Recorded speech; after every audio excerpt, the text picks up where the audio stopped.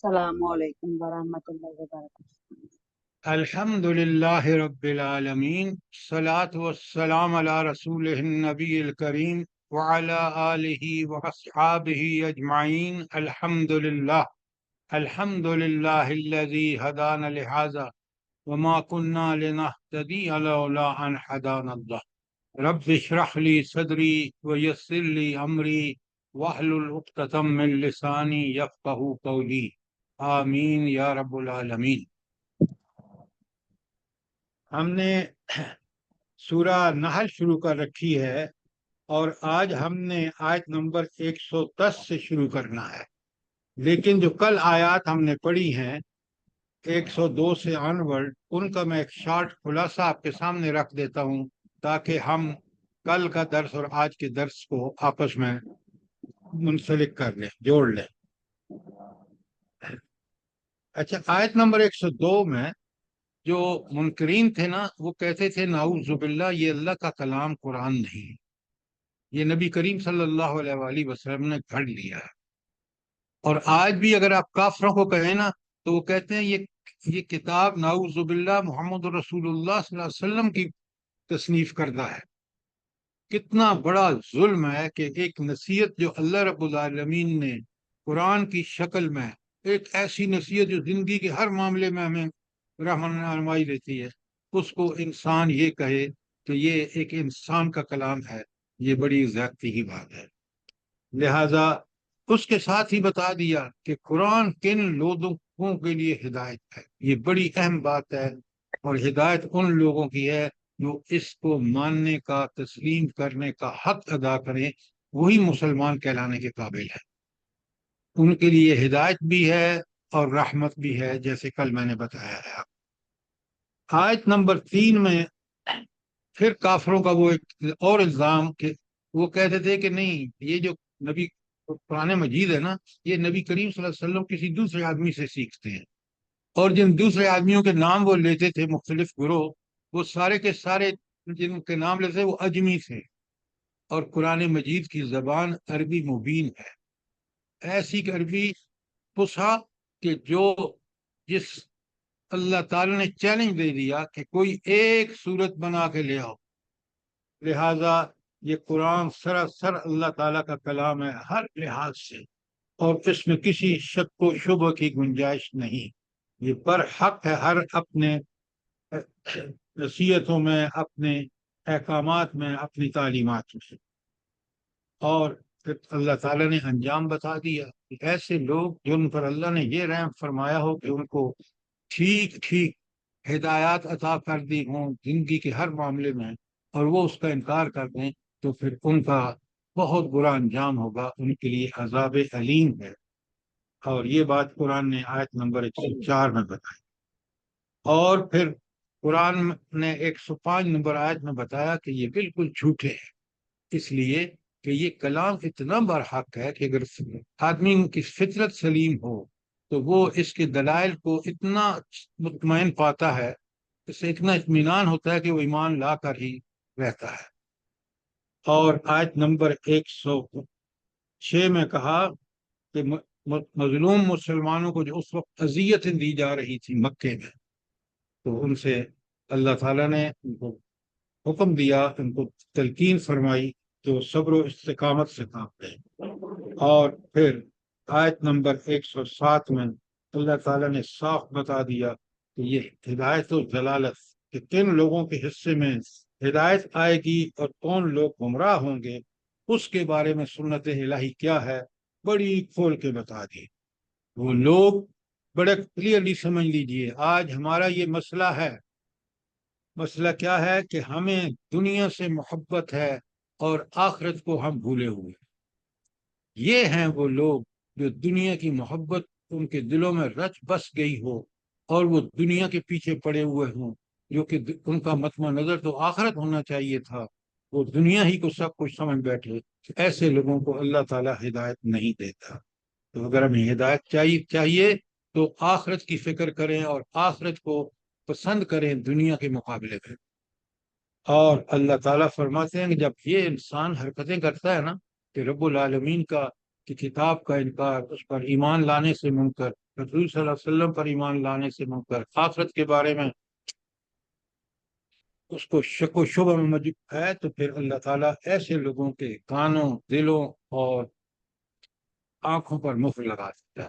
وہ ہر بات نہ سن سکتے ہیں، نہ دیکھ سکتے ہیں، نہ دل میں ان کے اس حقیقت کا جو ہے وہ وضاحت ان کے دلوں میں بیٹھتی ہے۔ یہ تھا مضمون جو کل ہم نے آیات پڑھی، اور کس قدر یہاں صاف صاف بتا دیا کہ یہ قرآن اللہ تعالیٰ کی بہت بڑی نعمت ہے، کسی پر ایمان لاؤ۔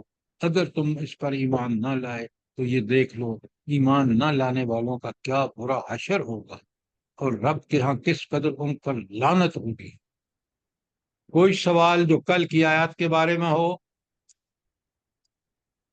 آج کی آیات قرآن کے ایک ایک آیت سے اور ایک آیت کے ایک ایک ٹکڑے سے جو ہے وہ بہت بڑی نصیحتیں ملتی ہیں، ایسی ہدایات ہیں کہ جو بالکل زندگی بخش ہیں۔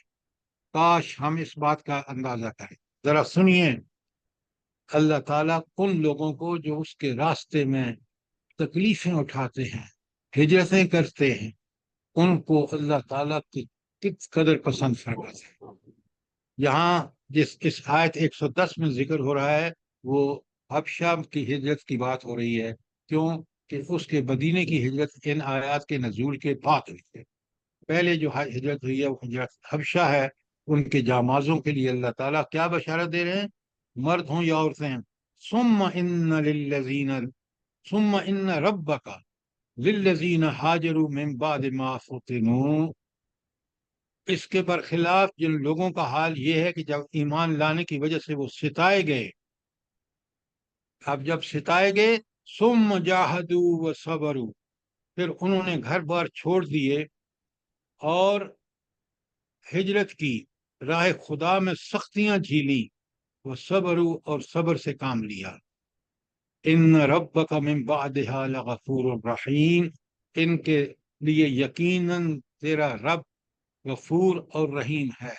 انہوں نے جو مصیبتیں اور تکلیفیں اللہ کے لیے اٹھائیں اور جس پر صبر کیا، وہ اب جنت کے مستحق ہے۔ تو اللہ تعالیٰ کہہ رہے ہیں تو اب ان کے سابقہ گناہوں میں اگر کوئی گناہ ہوئے ہوں گے وہ معاف کر دے گا، اور اپنی رحمتوں سے ان کو جنت میں داخل فرمائے گا۔ تو یہاں بڑی کلیئرلی اس بات کی تشویق، اس بات کی ترغیب دلائی جا رہی ہے کہ تم اللہ کے راستے میں کام کرو، چاہے تمہیں تکلیفیں آئیں، مصیبتیں ہیں، ان پر صبر کرو۔ جب صبر کرو گے تو اللہ تعالیٰ تمہیں دنیا اور آخرت کی نعمتوں سے سرفراز فرمائے گا۔ اچھا، دنیا میں آپ اگر غور کریں نا، تو ہجرت مدینہ کے بعد وہ صحابی جو یہاں غلام تھے مکے میں، بڑی بڑی جاگیروں کے مالک بن گئے۔ کیوں؟ خوب فتوحات ہوئیں، خوب مال غنیمت آیا، اس میں ان کے جو حصے تھے انہوں نے جان سر پہ کفن باندھ کر ان میں جہاد میں حصہ لیا، اور جب فاتح ہوئے تو اللہ تعالیٰ نے ان کو نوازا مال غنیمت سے۔ تو یہ ہجرت جو ہے یہ اللہ تعالیٰ کے راستے میں، اور پھر اگر کوئی ہجرت کے دوران اس کی موت واقع ہو جائے ان تکلیفوں اور مصیبتوں کی وجہ سے، تو وہ شخص شہید ہے۔ سبحان اللہ و بحمدہ، سبحان اللہ العظیم۔ انسان کو کس قدر ترغیب دلائی گئی ہے کہ دیکھو اس دنیا کی زندگی کو عارضی سمجھو، اور جو تمہیں موقع ملے اللہ کے احکامات کی پیروی میں، اور اس پہ تکلیفیں اور مصیبتیں آئیں تو صبر کرو۔ تو یہ تھی آیت 110 جو اوپر ان لوگوں کا برا انجام جنہوں نے قرآن مجید کا انکار کر کے ایمان نہیں لائے، اور یہاں دیکھیں جو ایمان لا کر نیک عمل کرتے ہیں اور پھر مصیبتیں برداشت کرتے ہیں، اللہ تعالیٰ نے کس طرح ان کے انعامات کا ذکر فرمایا ہے، وہ کس قدر لوگوں کے اللہ تعالیٰ کے قریب ہیں، وہ اللہ تعالیٰ کے فضل و کرم کے کس قدر مستحق ہیں۔ کوئی سوال آیت نمبر 110 کے بارے میں؟ جزاک اللہ سوال؟ خیر۔ اس آیت سے پتہ چلتا ہے کہ انسان اور مومن یعنی ایمان والا اللہ والا بندے کو ہمیشہ صبر اور شکر سے، حوصلے سے کام لینا چاہیے، تکلیف پہ صبر اور راحت پہ شکر کرنا چاہیے۔ بالکل آپ کی بات ٹھیک ہے۔ لیکن یہ صبر اور شکر صرف اللہ کے لیے ہونا چاہیے، اخلاص لازمی شرط ہے، اور جب یہ اللہ کے لیے صبر اور شکر اور انتھک کوشش کرے گا، اللہ بڑا قدردان ہے، بہت قدردان ہے۔ اگر وہ مر گیا تو شہید کی موت، اگر زندہ رہا تو اس کے لیے دنیا کی اللہ تعالیٰ نعمتوں کی بارش کر دے گا۔ اچھا، اب آئیے آج 111۔ قرآن کا ایک اسلوب ہے، اس بات کو سمجھیے۔ بھلا قرآن کا کیا اسلوب ہے یہاں اور ہر جگہ ہے قرآن میں؟ سر وہ یہ ہے، موضوع ایک بڑے دم سے غور سے، بدل جاتا ہے۔ نہیں بدل نہیں جاتا، ایک خاص لیول پہ لے جا کے انسان کو بتاتا ہے کہ تو آخرت کو مت بھولنا، یہ سارے کارنامے تم اس وقت سر انجام دو گے جب تمہارے سامنے اخروی کامیابی ہوگی۔ تو اگر تم دنیا سے محبت کرو گے اور آخرت کو بھول جاؤ گے تو پھر تم نفس کے، شیطان کے اور طاغوت کے بندے بن جاؤ گے، اور تم اللہ کی لعنتوں کے مستحق ہوگے۔ اس لیے اللہ نے یہاں ٹائم ٹو ٹائم انسان کو آخرت کی یاد دہانی کرائی ہے۔ بالکل اسی طرح آیت 111 میں دیکھے، اللہ تعالیٰ فرماتے ہیں یوم تأتی کل نفس تجادل عن نفسہا۔ تو ان سب دنوں کا جو فیصلہ ہوگا نا، اب ترجمہ سنیے، جب ہر متنفس اپنی ہی بچاؤ کی فکر میں لگا ہوا ہوگا۔ اب وہاں اس فکر میں جو کچھ کرے گا کوئی فائدہ نہیں ہوگا، کیونکہ دنیا ہی وہ جگہ تھی اللہ نے قائم رکھی تھی کہ جس میں وہ اللہ کے لیے، اللہ کی رضا کے لیے کام کر کے اللہ کو راضی کر کے اور جنت کا مستحق بن سکتا تھا۔ تو وہ دن جب ہر متنفس اپنی ہی بچاؤ کی فکر میں لگا ہوا ہوگا۔ وَتَوَفَّى كُلُّ نَفْسٍ مَا عَمِلَتْ، اور ہر شخص کو اس کے کیے کا پورا پورا بدلہ دیا جائے گا۔ یعنی برائی کی ہوگی تو پورے کا پورا اس کو سزا ملے گی، اور نیکی کی ہوگی تو پوری پوری اس کی سزا اس کو ملے، اس کا جزا ملے گی۔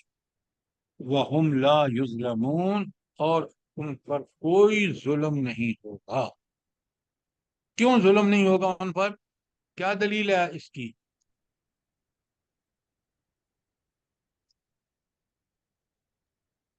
سر جیسے جیسے دیکھیں، لا کام کر لا آئیں گے ظلمان ویسے بالعبید، یعنی اللہ اپنے بندوں پر ظلم کرنے والا نہیں۔ سر نامہ اعمال سامنے ہوگا، اس کے مطابق ہوگا عدل کے ساتھ۔ نہیں، جو پہلی خاتون ہے اس نے بالکل ٹھیک کہا۔ ہم لا یظلمون، ان پر کوئی ظلم نہیں ہوگا، فیصلے اللہ کے ہوں گے، اور اللہ تعالیٰ کسی پر کوئی ظلم، نہ دنیا میں نہ آخرت میں، کسی جگہ بھی اللہ ظلم نہیں کرتا۔ آج جو ہمارے اوپر بیت رہی ہے، جس مصیبتوں اور تکلیفوں اور ذلتوں کا ہم شکار ہیں، وہ اپنے اعمال کی وجہ سے ہیں، اپنے کرتوتوں کی وجہ سے ہیں۔ اللہ تعالیٰ نے تو بتا دیا کہ یہ کرتوت کرو گے تو اس کا یہ برا انجام ہوگا، اور نیکیاں کرو گے تو یہ اس کی خوش انجامی ہوگی۔ تو رب ظلم نہیں کرتا۔ آگے جب ہم پڑھتے ہیں نا ہم لا یظلمون، فوراً ہمارے ذہن میں آئیے یہ معاملہ اللہ کے فیصلہ ہے، اور اللہ ہرگز ظلم نہیں کرتا۔ سبحان اللہ، اللہ پاک ہے ہر نقص سے، ہر عیب سے۔ تو آپ نے دیکھا کہ آخرت کی یاد دہانی، آخرت کے بارے میں تنبیہ کہ لوگوں اس آخرت کو مت بھولنا۔ جس دن تم اس کو بھول گئے، دنیا تمہیں محبوب ہو جائے گی، اور پھر تم دنیا کے چکروں میں پڑ جاؤ گے، پھر شیطان تمہیں بڑا گمراہی میں دور لے جائے گا، پھر تمہیں طاغوت سب بہت خوبصورت خواب دکھائے گا۔ آج آپ اپنے ملک کو دیکھ رہے ہیں، میں نے آپ سے گزارش کی ہے، میں سوائے جاپان کی دنیا سارے براعظم دیکھا ہے۔ رب العالمین نے جتنے کرم پاکستان پر کیے ہیں نا نعمتوں کے، 5 دریا، بہترین ایگریکلچرل ملک ہے، اور ہیومن ریسورسز دیکھ لیں، میٹیریل ریسورسز دیکھ لیں، کیا چیز نہیں ہے اس ملک میں، اور آج یہ ملک تباہی کے دھانے پر ہمارے کرتوتوں کی وجہ سے آ کھڑا ہے۔ کبھی سوچا کریں کہ یہ رب، اور اس سے یاد رکھیں، اس سے بچنے کا واحد راستہ ہے وہ یہ ہے کہ ہم اجتماعی توبہ کر کے پلٹیں، اللہ تعالیٰ کی طرف معافیاں مانگے کہ پروردگار ہم نے بڑا ظلم کیا ہے، ہمیں معاف کر دے، اور ہمیں اپنی غلامی میں لے لے.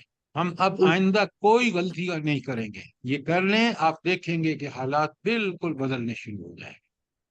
لیکن اگر یہی روش جو ہم نے ابھی ماضی قریب میں کی ہے اور اگر کرتے رہے تو پھر اللہ کے عذاب سے ہمیں کوئی نہیں بچا سکتا. یہ یاد رکھیں، تاریخ گواہ ہے اس پہ. آپ خود قرآن کے طالب علم ہیں، آپ سمجھتے ہیں. اللہ پاک معاف کرے سر. سر جی جو آمین. آپ ہینڈ آؤٹ بھیجا ہے 3 پیج کا، یہ اتنا زبردست ہے. اللہ تعالیٰ آپ کو جزائے خیر دے. جو آخرت کی عدالت کے کچھ قوانین کا آپ نے بھیجا ہے، اس کو پڑھ کے ہی دل ہل جاتے ہیں انسان کے کہ ہم سب کے ساتھ یہ معاملہ ہوگا اور ہمیں اپنے آپ کو تیار کرنا چاہیے. آپ بالکل ٹھیک کہہ رہے ہیں. میں اسی پہ آ رہا تھا کہ آخرت کی یادداشت کے لیے آخرت کی عدالت کے کچھ قوانین کے نام سے میں نے کل 3 پیجز کا آپ کو بھیجا ہے. جی ہر ایک سر. کو مل گیا ہے. جی سر مل گیا. جی سر. آپ کو بالکل جی کلیئرلی پتہ چلتا ہے اس کو پڑھ کے کہ آخرت کا معاملہ کیسا ہوگا. ہم نے تقریباً ان آیتوں کا نچوڑ یہاں رکھ دیا ہے کہ یہ قوانین ہوں گے وہاں. اور آج سمجھ لو، کیونکہ اللہ نے فرمایا ہے اور اللہ تعالیٰ کا فرمان برحق ہے، لہذا یہ 3 پیجز کا ہینڈ آؤٹ جو ہے یہ آپ کو آخرت کے بارے میں سارے آپ کے ڈاؤٹس کلیئر کر دے گا اور آپ کو بالکل بتا دے گا کہ وہاں معاملہ کیا. اب اس کو پڑھیے، سمجھیے. اگر کوئی بھی آپ کو بات سمجھ میں نہ آئے تو سوال آپ فون کر کے پوچھ لیجئے، ورنہ تفصیلات پوری قرآن سے ہیں اور بڑی کلیئر ہے.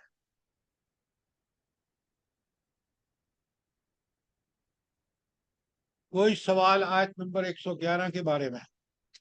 ادھر لکھا ہوا ہے نا، تجادلو عن نفسہا، یعنی کہ دنیا میں بھی وہ جھگڑا کرتا رہتا ہے اپنے نفس کو ٹھیک کرنے کی خاطر، دوسروں کو غلط بناتا ہے، تو وہاں بھی آخرت میں بھی جھگڑا کرے گا نا سر؟ نہیں نہیں نہیں نہیں نہیں، یہ آپ بالکل بات کو دوسری طرف لے گئے ہیں. یہ بات ہے آخرت کی. وہاں اب وہ اس کو دیکھ رہا ہے جہنم بھڑک رہی ہے، تو وہ اس اپنی جان کو بچانے کے لیے وہاں ساری کوششیں کرے گا. دنیا میں وہ کوشش دنیا کے لیے کرتا رہا، اگر آخرت کے لیے کوشش کرتا تو وہاں اس کا یہ حال نہ ہوتا. کیوں؟ اللہ تعالیٰ اس کو بالکل مطمئن کر دے ہوتا وہ کہ میں نے نیک عمل کیا، اللہ کو راضی کیا، انشاءاللہ میں جنت میں جاؤں. یہ اس شخص کا معاملہ ہے جس نے دنیا میں دنیا پرستی، شیطان پرستی، حوث پرستی، طاغوت پرستی میں گزاری. وہ وہاں قیامت کے دن اس کا یہ حال ہوگا جو اس آیت میں بیان ہوا ہے. اب بات سمجھ آئیے. جی جی جی سر، جزاک اللہ. اب آ جائیے قرآن کے سمجھانے کے ذرا انداز دیکھیں. آپ حیران ہو جائیں گے کہ کوئی کسر نہیں چھوڑی اللہ تعالیٰ نے انسانوں کو بات گھما گھما کے، کبھی مثالوں سے، کبھی ایک پہلو سامنے لایا گیا ہے، پھر تیسرا، پھر کبھی بات اجمال اختصار سے کی گئی ہے، بات تفصیل سے کی گئی ہے. اب سنیں، اس وقت مکے والوں کو اور آج پاکستان والوں کو اللہ بتا رہا ہے کتنی بڑی پیاری مثال ہے قوم سبا کی، بہت پیاری مثال. اور اس سے وہ لوگ واقف تھے کیونکہ سبا قریب تھا مکے سے، اور ان کو یہ بات جو بتائی جا رہی ہے وہ ان کو اس لیے بتائی جا رہی تھی کہ وہ ان کے قریب کے علاقے کی بات تھی. اور آج ہمیں بھی بتایا جا رہا ہے کہ لوگوں ہوش میں آؤ. کیوں؟ یہ اللہ تعالیٰ کے ایسی بستیوں کے ساتھ جو ظلم کرنے والی تھی کیا معاملہ ہوگا. اس لیے تمہارے اندر مکے والوں نبی کریم صلی اللہ علیہ وآلہ وسلم جیسی ہستی موجود ہے، اللہ کا آخری نبی جس کو کامل شریعت دے کے اس کامل شریعت کی اللہ نے خود حفاظت بھی اپنے ذمہ لے لی. باز آ جاؤ. اب سنیں کیسی مثال اور قرآن کا طرز بیان دیکھیں. ضرب اللہ مثلا قریۃ، اللہ تعالیٰ ایک بستی کی مثال دیتا ہے. یہاں بستی سے مراد ملک ہے. اچھا، کانت آمنتن مطمئنتن، اور وہ امن و اطمینان کی زندگی بسر کر رہی تھی. کیسے؟ اس لیے کہ یاتیہا رزقہا رغدا من کل مکان، ہر طرف سے اس کو فراغت رزق پہنچ رہا تھا۔ آپ دیکھ رہے ہیں، آپ باہر کی ریمیٹنس دیکھ لیں، جو لوگ پاکستان میں پیسہ بھیجتے ہیں کتنا بڑی اماؤنٹ آتی ہے۔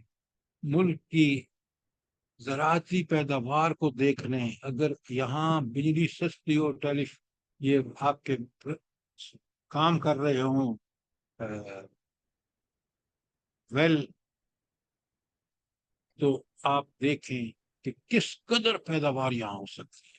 زمین زرخیز، پانی نہری، 5 دریا بہتے ہیں، تو بالکل اس کی مثال جو ہے ہماری بستی ہمارے ملک پر فٹ آتی ہے کہ اس کو ہر طرف سے رزق آ رہا۔ اب اس نے کیا کیا بستی نے؟ بڑے غور سے دیکھیے، فَكَفَرَتْ بِأَنْعُمِ اللَّهِ أَنْعُمِ اللَّهِ، انہوں نے اللہ تعالی کی نعمتوں کی ناشکری کی۔ بالکل ہمارے اوپر فٹ ہے یہ مثال، بجائے بتائیں مجھے فٹ نہیں ہے۔ اللہ تعالیٰ نے پھر کیا کیا؟ جب انہوں نے اللہ تعالیٰ ہر طرف سے رزق اللہ تعالیٰ ان کو پہنچا رہا، انہوں نے اس کی ناشکری کی، اللہ نے کیا کیا؟ فَأَذَاقَهَا اللَّهُ لِبَاسَ الجُّوعِ وَالْخَوْفِ بِمَا كَانُوا يَصْنَعُونَ، تب اللہ تعالیٰ نے اس کے باشندوں کی کرتوتوں کا یہ مزہ چکھایا کہ وہ بھوک اور خوف کی مصیبتیں ان پر چھا گئی۔ اب مجھے بتائیں، بالکل یہی حالت ہماری نہیں ہے آج؟ جیسے اس بستی پر عذاب آیا تھا قوم سبا کی، جی سر ایسا ہی ہے، خوف بھی ہے، بھوک بھی ہے۔ اب دیکھیں قرآن نے کوئی سمجھانے میں کسر چھوڑی ہے؟ اگر اس مثال میں قرآن میں ہمارے حکمران، اسٹیبلشمنٹ، وہ جرنیل اور سب پڑھتے ہیں، تو کتنی بڑی بدبختی ہے کہ ہم نے وہی حرکتیں کی جو اس بستی نے کی، اور وہ اللہ نے اس کو کس طرح جو ہے بھوک اور خوف کا لباس پہنایا۔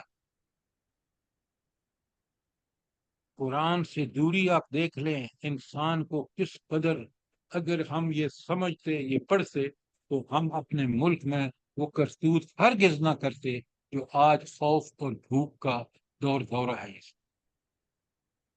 اللہ تعالیٰ نے کچھ سمجھانے میں کسر چھوڑی ہے؟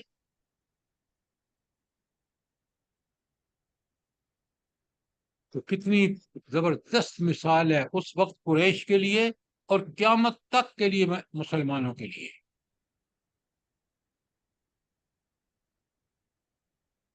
کوئی سوال آیت نمبر 112 پر؟ اب ذرا چلیے آیت نمبر 113 میں، وَلَقَدْ جَاءَهُمْ رَسُولٌ مِّنْهُمْ، ان کے پاس ان کی اپنی قوم سے ایک رسول آیا۔ یہ اب کس کا ذکر آ رہا ہے؟ اس مثال دے کر کس کو بتایا جا رہا ہے؟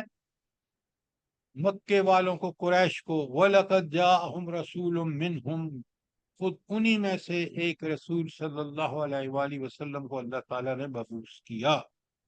رسول بھی باہر سے نہیں ہے، رسول ان میں سے ہے، اور اس رسول کو 40 سال میں جب نبوت ملی ہے، اس سے پہلے انہوں نے خود کہا یہ صادق بھی ہے اور امین بھی ہے۔ ذرا اس بات کو مت بھولیے، وَلَقَدْ جَاءَهُمْ رَسُولٌ مِّنْهُمْ، انہی میں سے ایک رسول اللہ تعالیٰ نے مبعوث فرمایا، فَكَذَّبُوهُ، انہوں نے اس کو جھٹلا دیا۔ تکذیب کیا ہوتی ہے بھلا؟ انکار اور تکذیب میں کیا فرق ہے؟ جلدی بتائیں۔ نہ صرف وہ انکار پیغام کیا جو بلکہ زور لگایا جو اس کے کام وہ اپوزٹ۔ لے کر جو کام وہ لے کر آئے اس کو نہ مانا۔ وہ انکار ہے میڈم۔ اور تکذیب تکذیب شاید یہ ہے کہ خود بھی عمل نہ کرے اور دوسروں کو عمل کی راہ میں روڑے بھی اٹکائے۔ ہاں یہ ہے زیادہ تکذیب، کہ نہ ماننا تو جرم ہے، انکار ہے، لیکن تکذیب اس سے بڑا جرم ہے کہ نہ ماننے والا جو ہے وہ پوری کوشش کر رہا ہے کہ یہ پیغام لوگوں تک نہ پہنچے، لوگ اس پر ایمان نہ لائیں۔ تو انکار اور تکذیب کا فرق سمجھیں۔ تو انہوں نے مکے والوں نے کہ فَكَذَّبُوهُ، انہوں نے پھر اس کو جھٹلایا، اس کو راستے میں، اس کے راستے میں روڑے اٹکائے، رکاوٹیں پیدا کی، اس کو نعوذ باللہ جھوٹا کہا، دیوانہ کہا، پاگل کہا، جس کو نبوت سے پہلے کہتے تھے کہ یہ صادق بھی ہے اور امین بھی ہے۔ اب سنیں، قرآن کو اگر سمجھ کے پڑھے نا، اب اللہ کہتے ہیں اور سے سنو، فَأَخَذَهُمُ اللَّهُ عَذَابًا، پھر اللہ کے عذاب نے ان کو پکڑا، وَهُمْ ظَالِمُونَ، اور وہ ظالم تھے۔ ان کو ظالم کیوں کہا بلا؟ شرک کی وجہ سے سر، سب سے بڑا جی شرک ان کے شرک کی وجہ سے۔ دیکھیں آیت کے اندر ہیں، خدا کے لیے کذبو ہو، آپ کی بات ٹھیک ہے، لیکن آیت سے باہر کیوں نکل جاتے ہیں آپ؟ وہ ظالم تھے کیونکہ فکذبو ہو، انہوں نے اس جو نبی کو جھٹلایا جو ان کے لیے وہ پیغام لے کے آیا تھا، وہ نظام لے کے آیا تھا جو دنیا اور آخرت دونوں کی بھلائی تھی۔ وہ ظالم اس لیے تھے کہ انہوں نے اس نظام کو جھٹلایا تھا۔ شرک کی بات دوسری جہان جیسی بات ہو وہی کریں جو آیت کے اندر ہے۔ کیوں آپ یہ ظلم کرتے ہیں کہ ادھر لگا دی بات، اس آیت کی ادھر لگا دی؟ بالکل کلیئرلی سمجھایا جا رہا ہے کہ تکذیب رسول کا مطلب تکذیب دین ہے، تکذیب الہی ہے، اور اس کا انجام جہنم، دنیا میں ذلت اور آخرت میں جہنم ہے، جس کو آج آپ اور آپ کی قوم دیکھ رہے ہیں، بھگت رہے ہیں۔ یہ ظلم ہے، یہ سب سے بڑا ظلم ہے کہ لوگوں کو ہدایت سے، خود بھی ہدایت سے محروم رہنا اور دوسروں کو محروم رکھنا۔ کیوں؟ یہ دنیا میں ذلت اور پستی ہے اور آخرت میں جہنم ہے۔ یہ بہت بڑا ظلم ہے۔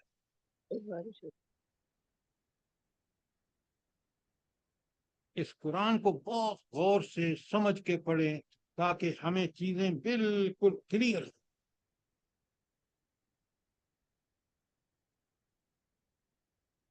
کوئی سوال اس حوالے سے؟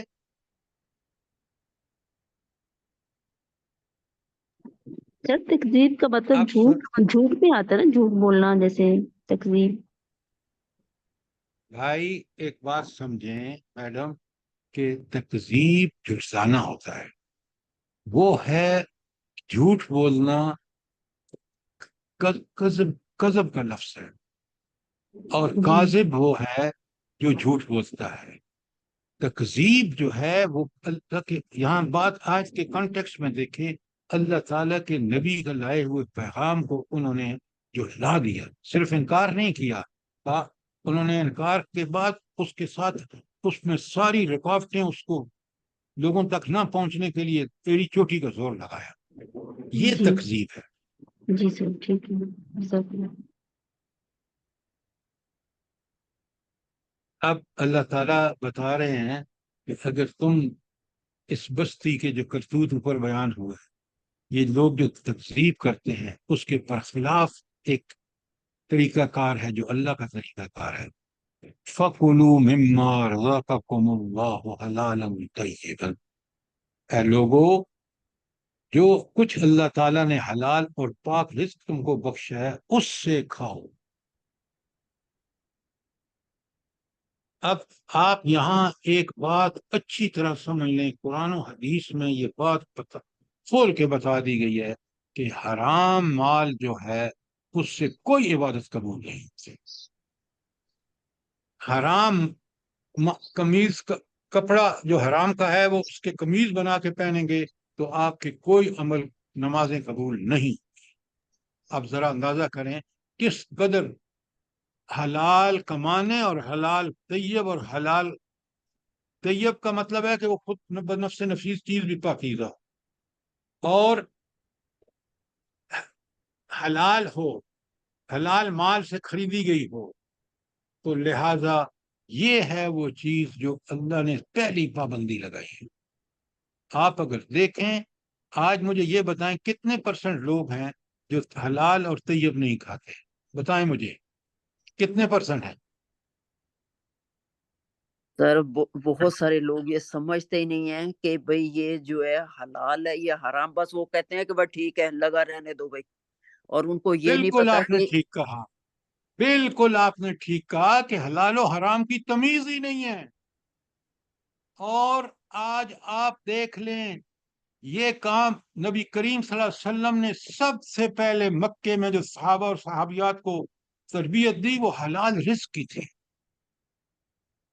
اور یہ حلال رزق کا اللہ حکم دے رہا ہے، اللہ نے اپنے انبیاء کو بھی حکم دیا، اور اگر یہ نہیں ہوگا تو کوئی عبادت قبول نہیں۔ اللہ تعالیٰ کہتے ہیں، آگے سنیں غور سے، وَاشْكُرُوا نِعْمَتَ اللَّهِ إِن كُنتُمْ إِيَّاهُ تَعْبُدُونَ۔ تو اللہ کی جو شخص عبادت کرتا ہے اور اللہ ہی کی زندگی کے ہر معاملے میں اس کی اطاعت کرتا ہے، یہ ہے وہ شخص جو شکر کا حق ادا کرتا ہے، اور شکر کی انتہا اللہ کی عبادت ہے۔ شکر وہ شخص کرتا ہے جو اللہ کے تعالیٰ کی ہر حکم کی اپنی دنیاوی زندگی میں پابندی کرتا ہے، وہ شکر کرتا ہے۔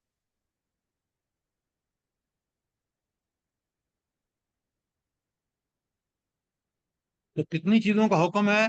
نمبر 1 کہ تم حلال اور پاک چیزیں کھاؤ، نمبر 2 اللہ کی دی ہوئی نعمتوں کا شکر کرو، اور اگر تم واقعی اللہ کی عبادت کے دعوے کرتے ہو تو یہ دونوں کام ضرور کرو۔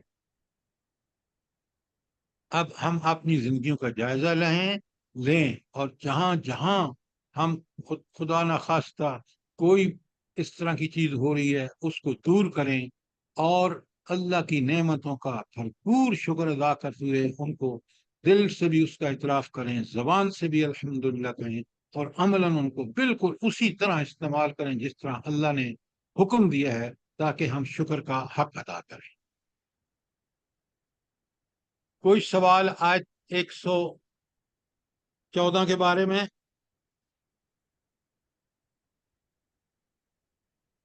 شاباش، موقع ہے، اگر کوئی چیز کلیئر نہیں ہے تو سوال کریں۔ الحمدللہ صاحب سمجھ آ گئی۔ اچھا، اب اگر آپ دیکھیں، اللہ تعالیٰ نے ایک بات سمجھانے کے لیے اس کی بعض جگہ تفصیلات کی حد کر دی ہے۔ اب حلال اور طیب کی بات آئی تھی نا، اب اللہ تعالیٰ آپ کو ہمیں بتا رہے ہیں صاف صاف کہ اللہ تعالیٰ کی حرام کردہ چیزیں کیا ہیں۔ انما حرم علیکم، بے شک اللہ تعالیٰ نے تمہارے لیے حرام کیا ہے کیا؟ المیتۃ، مردار، و دم اور خون، ولحم الخنزیر اور خنزیر کا گوشت، وما اہل لغیر اللہ بھی، اور وہ چیز جس پر اللہ کا حلال کرتے وقت، ذبح کرتے وقت اس پر اللہ کا نام نہ لیا گیا ہو، یہ چاروں چیزیں حرام۔ میتتا، مردار، خون، اور گوشت اس کا سور کا، اور ایسا کھانا جس پر اللہ کا نام نہ لیا گیا، ایسی جو چیز اللہ کے نام کے ذبح نہ کی گئی ہو وہ حلال نہیں ہے۔ دیکھیں کس قدر کھول کے بات کر دی اللہ تعالیٰ نے۔ پھر فرمایا فمن اضطر غیر باغ، فمن اضطر، ہاں اگر کوئی مجبور ہو گیا، مجبور کا مطلب کیا ہے؟ کوئی حلال چیز نہیں ہے اور اس کی جان نکل رہی ہے، تو یہ اس مجبوری کے تحت غیر باغ ولا عاد، نہ تو نافرمانی بغاوت کرنے کا اس میں دل میں کوئی جذبہ ہو، ولا عاد، اور نہ وہ قانون خلاف الہی کے خلاف ورزی کا خواہش مند ہو، حق سے نکلنے والا نہ ہو، فإن اللہ غفور رحیم، اللہ پھر اس کو معاف کر دے گا۔ اس کے لیے غفور الرحیم ہے جس نے بقدر ضرورت اپنی جان بچانے کے لیے اور اللہ سے ڈرتے ہوئے، کیونکہ اب اس کو حلال کھانے کے لیے نہیں ہے، وہ اگر ایسی حرکت کرے گا اور بالکل اپنی جان بچانے کے لیے جتنا ضروری ہے اتنا لے لے گا اللہ سے ڈرتے ہوئے، اللہ اس کو معاف بھی کر دے گا، اس پر رحم سمجھے۔ لیکن جو جان بوجھ کر حلال و حرام کی تمیز کیے بغیر یہ سارا کچھ کر رہا ہے، اللہ تعالیٰ اس کے لیے بہت بڑا عذاب اس کو دے گا۔ کوئی سوال آیت 115 پر؟ سر جی یہ دیکھیں سوال ہے میرا، یہ جو آج کل مشینوں سے ذبح کرتے ہیں جانوروں کو، تو یہ کیا حلال ہے یا حرام ہے؟ ایسا ہے جی، ایسا ہے کہ بڑے غور سے سنیں. اگر دیکھیں نا، کسی چیز کو ذبح کرتے وقت اگر اللہ تعالیٰ کا نام نہ لیا جائے تو وہ چیز حرام ہو جاتی ہے. وجہ یہ ہے کہ کسی چیز کی جان دینا، یہ جان اللہ نے اس کو دی ہے، اس کو دیا. اگر اس کی جان لی جائے گی تو اللہ ہی کے نام پر لی جائے گی. لہذا اگر مشینوں میں ٹک ٹک ذبح کیا جا رہا ہے اور اس ذبح کرتے وقت کوئی اللہ کا نام تکبیر نہیں پڑی جا رہی تو پھر وہ حلال نہیں ہے. یہ بات یاد رکھیں. میں جب امریکہ میں پڑھ رہا تھا نا، آپ کو اندازہ نہیں ہے کہ اللہ نے حلال میں کتنی برکتیں رکھی ہیں. ہم کیا کرتے تھے، ہم ذبح خانے میں چلے جاتے تھے. ذبح خانے میں جا کے ان سے کہتے تھے جو مشین آپ نے صاف رکھی ہوئی ہے نا، اس پہ ہم خود ذبح کریں گے اور اس پہ آپ گوشت صاف کر کے ہمیں دیں گے. اور یقین مانے وہ بازار سے سستا پڑتا تھا. تو حلال بھی اور قیمت بھی کم. اس کو ہم لے جا کے ایک فریزر میں، وہ کرائے پہ فریزر ملتے تھے، وہاں رکھ دیتے تھے اور وہاں سے جا کے نکال لیتے تھے کہ جب ڈیلی بیسس پہ. لہذا حلال کھانے کے لیے اگر آپ نے ارادہ کر لیے تو اللہ تعالیٰ بہترین نہیں آ رہی. بندوبست کر دے. اب بات سمجھ آ گئی آپ کو؟ بھائی جنہوں نے سوال کیا ہے بتائیں نا، جی کلیئر ہے؟ سر جی جزاک اللہ. السلام علیکم. ہاں جی، جی میرا بھی ایک سوال ہے. جزاک اللہ. جی جی حکم. ہاں جی، یہ کہ آج لوگ واقعی میں اتنے زیادہ مجبور ہو گئے ہیں، مطلب کھانے کی چیزیں چاہیے، بجلی کا بل چاہیے، تو ان کی کس طرح مدد کریں جو آ کے سوال ڈالتے ہیں؟ تو دل بھی نہیں کرتا کہ دروازے سے کسی کو خالی ہاتھ بھیجیں، اور بہت زیادہ مسئلہ بنا ہوا ہے کہ بل نہیں آ رہے، ہم مجبور ہیں، کہاں سے دیں؟ ہم کیا کریں اب؟ ایسا ہے کہ میں آپ کی جگہ ہوں نا، پہلے ان کو لاؤ نا بل مجھے دکھاؤ. اگر ان کا بل اس میں اے سی بھی ہے، پنکھے بھی ہیں، پتہ نہیں کیا کیا ہے، میں اس سے کہوں لے جاؤ، یہ میں تمہیں نہیں دے سکتا اس بل کو، کیونکہ تم نے اس بل پہ میں وہ چیزیں شامل ہیں جو تمہاری عیاشی کے لیے ضرورت. اس لیے میں تو اس غریب کو دوں گا جو کھانے کا بھی محتاج ہے. بڑا آسان ہے، صرف آپ ارادہ کر لیں کہ آپ نے ڈیزرونگ آدمی کو دینا ہے. آپ کو بالکل اللہ تعالیٰ سجھا دے گا، طریقہ بھی بتا دے گا. اگر وہ بالکل غریب ہے، اس کا بل بڑا کم تر ہے، لیکن باوجود اس کے نہیں دے سکتا، آپ بل کو دیکھ کر اندازہ کر سکتے ہیں. اس لیے لوگوں نے آج کل یہ بھی تماشا لگایا ہوا ہے کہ انہی چیزوں کے ذریعے انہوں نے مانگنے کا ایک طریقہ نکال دیا.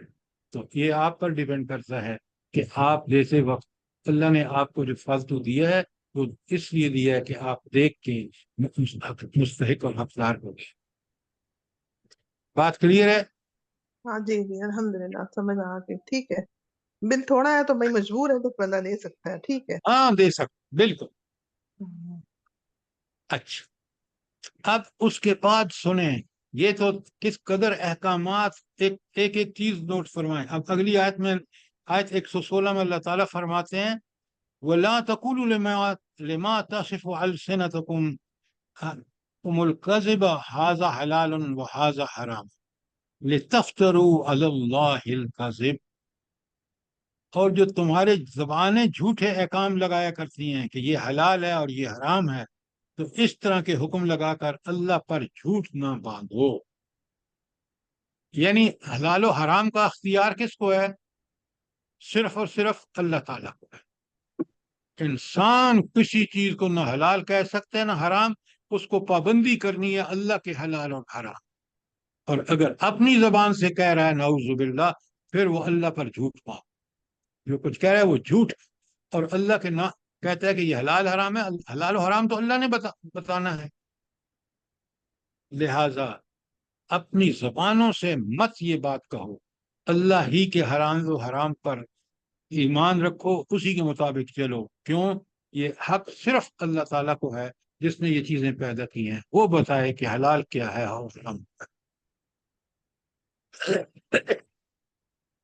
اور اللہ تعالیٰ کی حکمتیں آپ کو اس وقت پتہ چلتی ہیں، دیکھیں نا، یہ اللہ تعالیٰ نے سور کو حرام قرار دیا، آج مغرب کو بالکل پتہ ہے کہ یہ جانور کتنا خبیث ہے اور اس کے کھانے سے کیا خباثتیں بندے کے اندر پیدا ہوتی ہیں اس حرام کھانے سے، لیکن پھر بھی جو کوئی باز نہیں آتا۔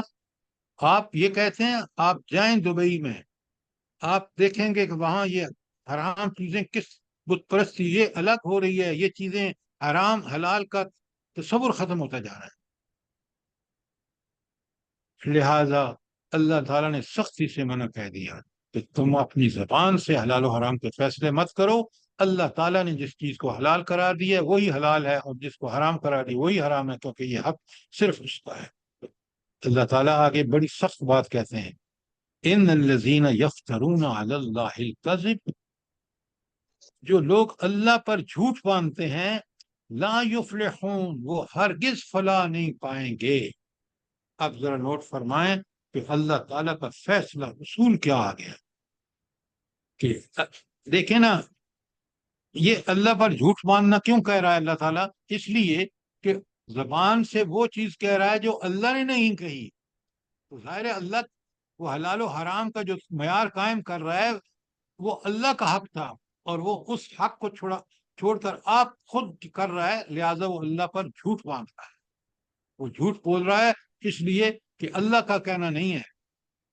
لہٰذا اب آپ دیکھ لیں کہ انجام کتنا برا ہے، اللہ کی جس قدر بڑی نافرمانی ہوگی، لا یفلحون، فلاح ہرگز نہیں پائیں گے۔ کوئی سوال آیت 116 پر اور 117 میں تو کھول کے بتا دیا، متاع قلیل، یہ دنیا جس کو تم سمجھ کے سب کچھ کر رہے ہو نا کہ یہ سب کچھ ہے، متاع قلیل، یہ تھوڑے عرصے کے لیے تمہارے پاس یہ مال ہے، کب تک؟ جب تک تمہیں موت نہیں آتی۔ اب آپ ایک بات مجھے بتائیں، ذرا سوچیں، ایک ہے ہماری دنیاوی زندگی، 70 سال، 60 سال، 80 سال، میکسیمم 100 سال آج کے دور میں، اس کے مقابلے میں مجھے صرف بتائیے کہ برزخ جب ہمیں دوبارہ اٹھایا جائے گا، قبر کی زندگی کتنی ہے بھلا؟ بتائیے، آپ اپروکسیمیٹ بتائیے۔ سر لامحدود ہے۔ سر اس کی تو کوئی نہیں، مدت ہی نہیں ہے نا، جب تک قیامت قائم ہوگی۔ ایگزیکٹلی۔ اچھا، آپ یہ تو اندازہ کر سکتے ہیں کہ حضرت آدم ابھی تک برزخ میں ہے، لہذا یہ دنیاوی چند متاع قلیل، اللہ تعالیٰ فرما رہے ہیں کہ یہ جو تم حرکتیں کر رہے ہو نا، یہ جس چیز کو تم سب کچھ سمجھ رہے ہو، یہ متاع قلیل ہے، چند روزہ زندگی ہے بس، اس میں تمہیں اجازت ہے، تمہیں اتھارٹی دی گئی ہے، تمہیں یہ اختیار دیا گیا کہ جو چاہو کرو، لیکن بڑا لیکن کیا ہے؟ لیکن کہ تم نے آنا میرے گھر سے، اور اگر تم اس زندگی کو کمپیئر کرو نا، جب تم نہیں تھے، روح تمہاری پیدا کر دی گئی تھی، اور پھر جب تم ماں کے پیٹ میں کچھ وقت چند دنوں کے تھے تو اللہ تعالیٰ نے تمہاری روح تمہارے جسم میں داخل کر دی، تمہیں زندگی مل گئی، اور جب موت آئی تو تمہاری روح پرواز کر گئی، یا علیین میں ہے یا سجین میں ہے، اور تم قبر میں، یہی وہ برزخ کا پیریڈ ہے۔ لہذا متاع قلیل جب کہا تو سوچیں سمجھیں، ہم غور کریں۔ فرمایا اس چند روزہ زندگی میں انہوں نے اپنی مرضی کی نا، تو اپنے رب کی بات پہ نہیں چلے، وَلَهُمْ عَذَابٌ عَلِيمٌ، اور ان کے لیے بڑا دردناک عذاب ہوگا، جہنم کا عذاب علیم، دردناک۔ میں نے کئی دفعہ آپ سے سمجھایا، بات کلیئر کی ہے کہ علیم کیوں کہتے ہیں، اس لیے کہ انسان کو جب دنیا میں جلتا ہے تو جو اس کو درد فیل ہوتا ہے دماغ میں، وہ کس وجہ سے ہوتا ہے؟ اسکن میں اس کی پین ریسپٹرز ہوتے ہیں، اس وجہ سے اس کی جلد کھال جلد جلنے کی، اس کی کھال کھال تو جلنے کی وجہ سے۔ کیوں؟ کھال میں وہ سنسر ہیں جو جب یوں ہی جلتے ہیں تو فوراً وہ دماغ تک وہ سگنل دے دیتے ہیں کہ بہت میں اذیت میں مبتلا ہوں، میں جل رہا ہوں۔ لیکن جب یہ جل جاتے ہیں جسم، تو پھر اس کی کوئی تپش دماغ کو نہیں پہنچتی، کیونکہ سنسر جل جاتے ہیں۔ تو اللہ تعالیٰ نے اس عذاب کو عذاب علیم بنانے کے لیے کیا طریقہ اختیار کیا ہے بلا؟ دوبارہ نئی جلد ملے گی۔ ہاں، نئی کھال اس کو پہنا دی جائے گی تاکہ وہ اذیت میں اس پر دائمی اذیت طاری رہے۔ یہ ہے عذاب العلیم کا مطلب، سمجھے۔ کوئی سوال آیت 117 تک؟ سر جی جو آیت ان الذین یفترون علی اللہ کذب، اس میں یہ بھی ہو سکتا ہے کہ جو لوگ رشوت یا یہ مال یا یہ کھا کے تو وہ کہتے ہیں کہ یہ تو بس ہمیں گفٹ ملا ہے یا ہمیں بس انہوں نے تفتن دیا ہے یا یہ سب کچھ، تو اس کو وہ اللہ پہ پھر جھوٹ باندھ رہے ہیں کہ اس کو خود ہی اپنی مطلب سینس میں وہ اس کو حلال سمجھ رہے ہیں۔ اچھا، وہ آپ کی بات ٹھیک ہے، میں آپ کو بتاتا ہوں۔ وہ کہتے ہیں اللہ بڑا غفور الرحیم ہے۔ رشوت لینے والا کیا کہتا ہے؟ اللہ بڑا غفور الرحیم ہے۔ وہ اللہ پر اس لیے جھوٹ باندھ رہا ہے کہ اللہ ایسے کام کے لیے بڑا شدید العقاب ہے، سخت عذاب دے گا ایسے لوگوں کو۔ تو وہ اس لیے وہ جب کہتا ہے کہ اللہ غفور الرحیم ہے تو وہ بالکل جھوٹ بول رہا ہے اللہ کے بارے میں۔ اب بات سمجھ آئیے آپ کو؟ جی جزاک اللہ سر۔ آگے اس کا نمونہ جو ریسنٹ پاسٹ میں ہے نا، سید منور حسن امیر جماعت اسلامی تھے، ان کی بیٹی کی شادی ہوئی تو بہت سارے تحفے لوگوں نے دیے۔ پتہ ہے انہوں نے اس تحفوں کا کیا کیا؟ جی بیت المال میں جماعت کے جمع کروا دیں۔ ہاں، انہوں نے کہا ظاہر ہے مجھے جماعت کی وجہ سے دیے۔ یہ ہے مومن کا کام۔ اور جی یہاں آپ دیکھ لیں بڑے بڑے ہضم کر جاتے ہیں، اور آپ کے ملک میں کسی کو چھوڑ دیا جاتا ہے اور کسی پہ مقدمے قائم کر دیے جاتے ہیں۔ کتنا بڑا ظلم! مومن تو اس چیز کے قریب بھی نہیں جاتا جس پر اس کا حق نہیں ہے۔ جزاک یہ اللہ سر۔ مثالیں آپ کو صحابہ اور نبی کریم صلی اللہ علیہ وسلم کے دور میں ملتی ہیں۔ آج کاش یہ جو ہمارے حکمران ہیں یہ ان پر عمل کرتے ہیں۔ یہ تو چھوڑیں، ملک کے اثاثے لوٹ لیے ہیں۔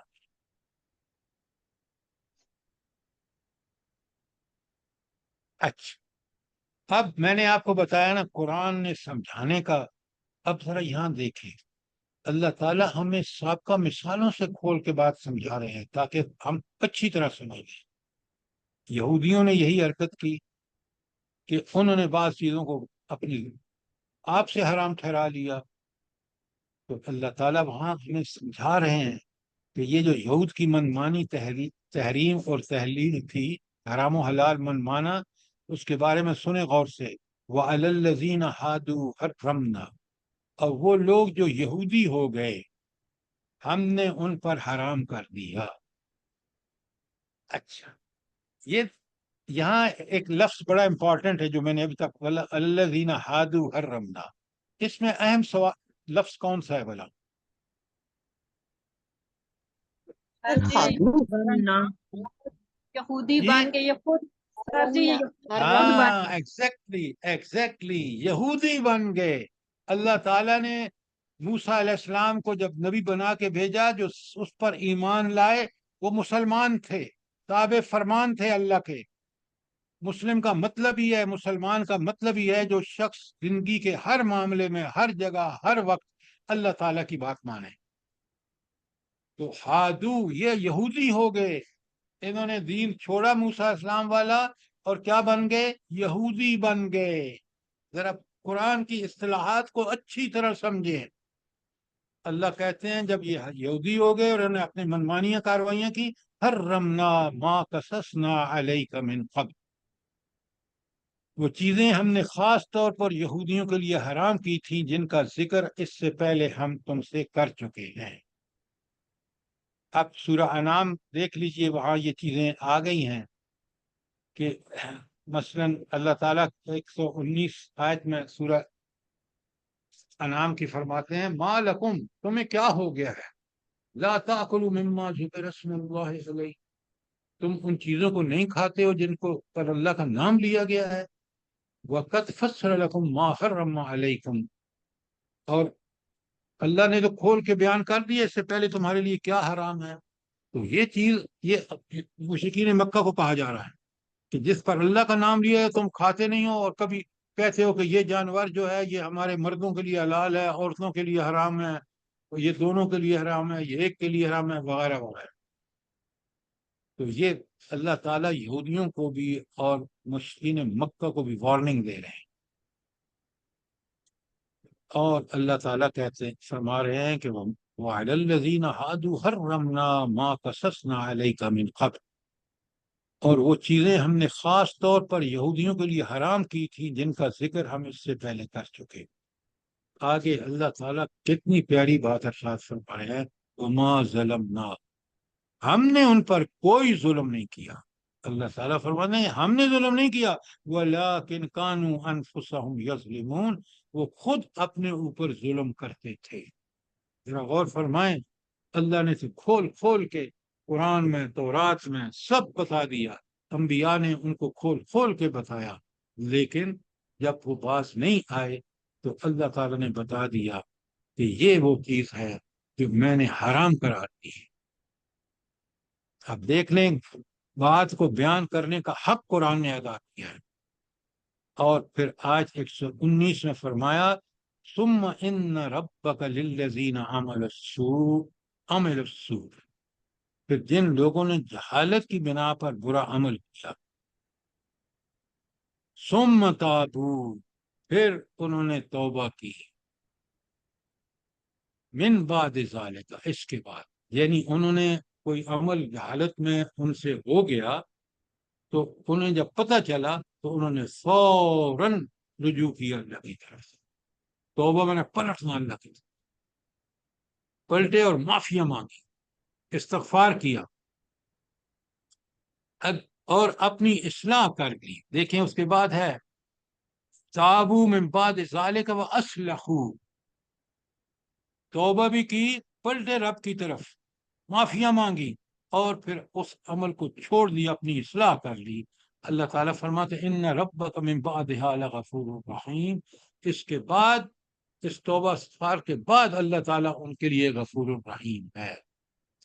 تو توبہ، سچی توبہ، توبہ تو نسوح کرنے والوں کے لیے یہاں اللہ تعالیٰ نے بشارت دے دی کہ اگر تم نے غلطی کر لی ہے، تمہیں پتہ نہیں تھا یا کسی وجہ اور وجہ سے، جہالت کی وجہ سے، لیکن جب پتہ چلا، آپ نے توبہ کر کے اپنی معافیاں مانگ کے اصلاح کر لی، اس کے بعد اللہ معاف کر دے گا، اور اللہ کو آپ غفور الرحیم پائیں گے۔ کتنا بڑا احسان ہے اس اللہ کا کہ توبہ کا دروازہ کھلا ہے، انسان جتنا جلدی توبہ کر لے، اپنی اصلاح کر لے، تو اللہ کی مغفرت اور اللہ کی رحمتوں کا حقدار بن جائے گا۔ کوئی سوال، کوئی چیز کلیئر نہ ہوئی ہو؟ اب آگے دیکھیں 3-4 آیات حضرت ابراہیم کے بارے میں۔ تو اللہ تعالیٰ یہاں حضرت ابراہیم کا ذکر کیوں فرما رہے ہیں، جلدی بتائیں، کیا تعلق ہوگا یہ جو اوپر ہم نے پڑھا ہے؟ یہود اور نصارہ ابراہیم علیہ السلام کو اپنا جد امجد مانتے تھے، بس اتنی سی بات۔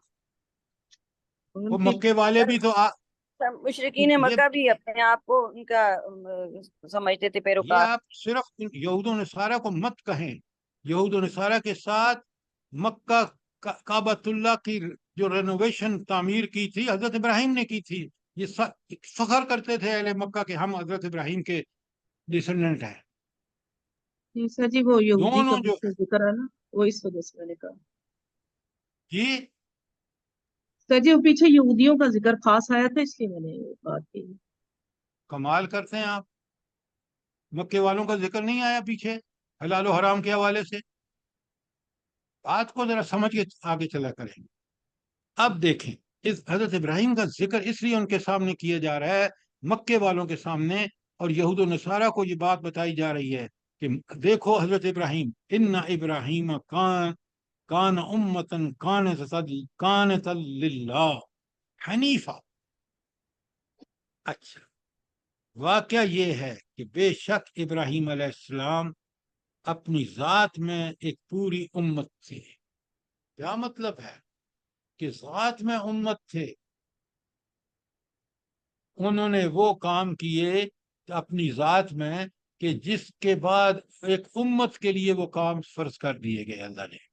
آپ دیکھ لیں ان کی اسماعیل علیہ السلام کی قربانی کو اللہ تعالیٰ نے ہمیشہ کے لیے سنت ابراہیمی کو قائم اور دائم رکھنے کے لیے قربانی کا حکم دے دیا. تو اتنے فرما بردار تھے کہ جب آگ میں ڈالے گئے عراق میں، اللہ نے کہا ہجرت کر جاؤ. آگ کو گلے گلزار بنا کے ان کو ہجرت کا حکم دیا، ہجرت کر دی. پہلے فلسطین گئے، پھر مصر گئے، پھر واپس فلسطین گئے، پھر مکہ آئے. یہ سارے اللہ کے حکم قانتاً اللہ کے فرما بردار سے. یہ ہے حضرت ابراہیم علیہ السلام. اور یہاں یہود و نصارہ کو یہ بات صاف صاف بتائی جا رہی ہے کہ تم دعوے دار ہو ابراہیم کے. ابراہیم تو یہ تھا کہ اللہ کا پورا فرما بردار تھا. وَلَمْ يَكُ مِنَ الْمُشْرِكِينَ. اچھا، یہ اللہ کیوں کہہ رہے ہیں کہ ابراہیم علیہ السلام مشرک نہیں تھے؟ کیونکہ اہل کیوں کہہ مکہ رہے ہیں؟ شرک کرتے تھے سر. ان کو کہہ رہے ہیں کہ اللہ اہل مکہ شرک اللہ کرتے تھے کہ تم کہتے اللہ ہو کہ ان کی بالکل اولاد ہو. آپ بالکل ٹھیک کہہ رہے ہیں کہ مکے والوں نے بت رکھے ہوئے تھے اس توحید کے گھر میں جو حضرت ابراہیم نے کب بنایا تھا. لہذا یہ تو کہا جا رہا ہے نا ان کو، کن کو؟ اہل مکہ کو، اور ان کو بھی کہا جا رہا ہے، دونوں کو، یہود و نصارہ کو بھی کہا رہا ہے کہ تم تو مشرک ہو. عیسائی حضرت عیسیٰ کو اللہ کا بیٹا بناتے ہیں. یہود کے اندر شرک کی پتہ نہیں کتنی قسمیں ہیں. اس لیے اللہ تعالیٰ یہاں یہ جملہ لا رہے ہیں کہ وَلَمْ يَكُ مِنَ الْمُشْرِكِينَ. وہ تو مشرکین میں سے تھا بھی نہیں ابراہیم. اور تم اہل مکہ بھی مشرک ہو اور تم یہود و نصارہ بھی مشرک. بات سمجھ آئی ہے کہ نہیں؟ جلدی بتائیں. جی جی سر. سر جی ہاں. اب سنیں ابراہیم علیہ السلام کی کیا خواص اللہ تعالیٰ نے بیان کیے ہیں. سبحان اللہ. شاکر لانعمہ، وہ تو اللہ کی نعمتوں کے بڑا شکر ادا کرتے تھے. پھر اللہ نے کیا کیا؟ اجتبا، اللہ تعالیٰ نے ان کو منتخب کر لیا، چن لیا. وہداہ، اور اس کو ہدایت دی. الی صراط مستقیم، صراط مستقیم کی ان کو ہدایت دے دی. مکے والے مشرکوں اور یہود النصارہ، یہ ہے ابراہیم جس کے تم اولاد ہونے کا فخر کرتے ہو، اس کے کتنے تم خلاف چل رہے ہو. کتنی پیاری بات فرمائی ہے. ذرا غور کریں. ابراہیم علیہ السلام کا جہاں بھی ذکر آتا ہے اللہ تعالیٰ اس کی بڑی تعریف فرماتے ہیں. اللہ تعالیٰ فرماتے ہیں وَآتَيْنَاهُ الدُّنْيَا حَسَنَةً، اور پھر ہم نے اس کو دنیا میں بھی بھلائی عطا کی. وَفِي الْآخِرَةِ لَمِنَ الصَّالِحِينَ، اور آخرت میں صالحین میں سے ہوگا. اچھا یہ بتائیں کہ دنیا میں ان کو کیا بھلائی بھی عطا فرمائی اللہ تعالیٰ نے؟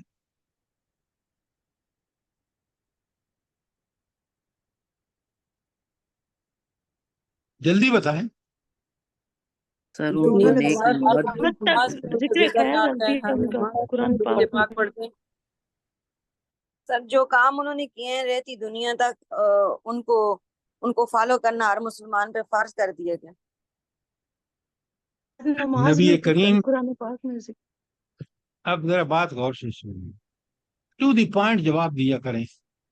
اللہ تعالیٰ نے اس طرح دنیا میں ان کو سرفرازی بخشی کہ وہ دونوں امتیں، عرب میں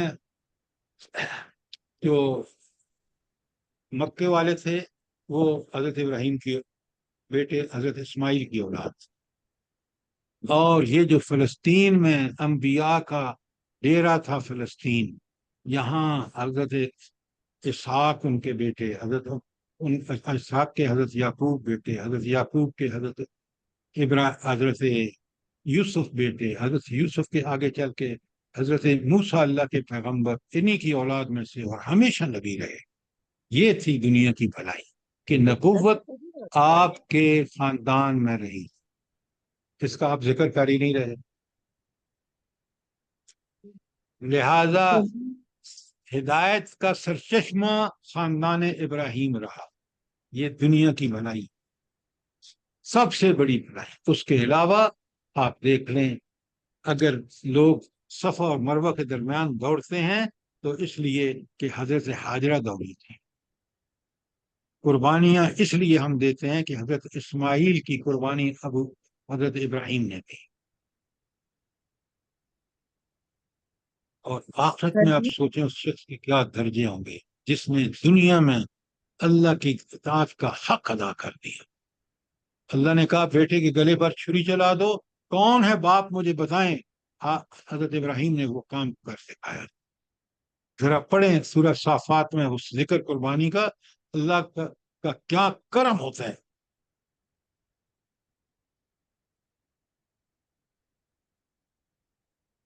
سر جی یہ والا پوچھ سکتے ہو ایک سوال کہ یہ سورہ بقرہ کا جو آخری رکوع ہے، وَمَن يَرْغَبُ عَن مِّلَّةِ إِبْرَاهِيمَ إِلَّا مَن سَفِهَ نَفْسَهُ وَلَقَدِ اصْطَفَيْنَاهُ فِي الدُّنْيَا، یہ تقریباً اسی بات کے اوپر ہے نا؟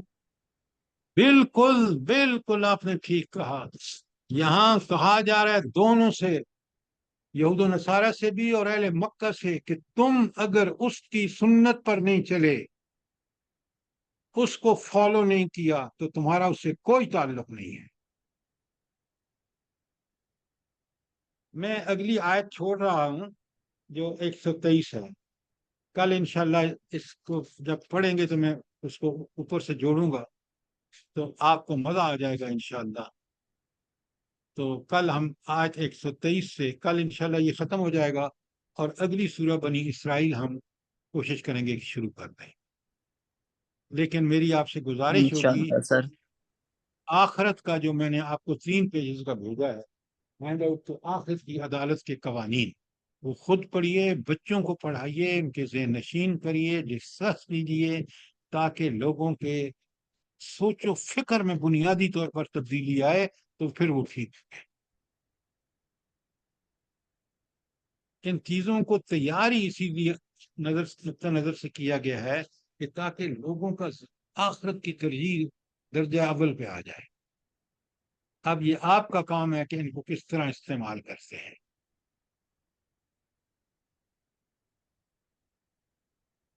کوئی سوال، کوئی چیز کلیئر نہ ہوئی ہو؟